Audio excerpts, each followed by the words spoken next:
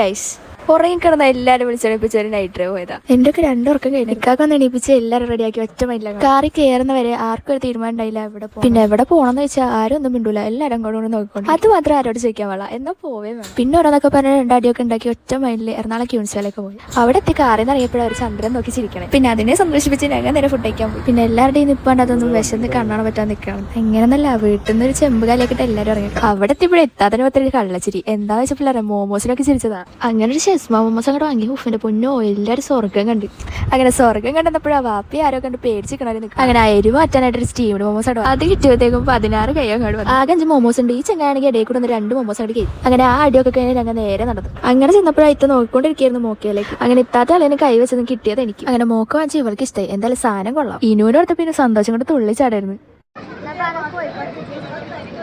കോഴിക്കോട് രുചി കഴിക്കാൻ പോയി. ഈ കാക്കാൻ്റെ ഇടയിൽ നിന്ന് ഒരു കോഴിപ്പിടി വാങ്ങി.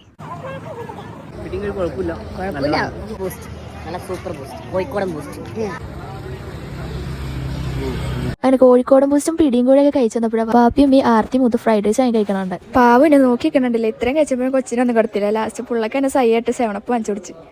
അപ്പൊ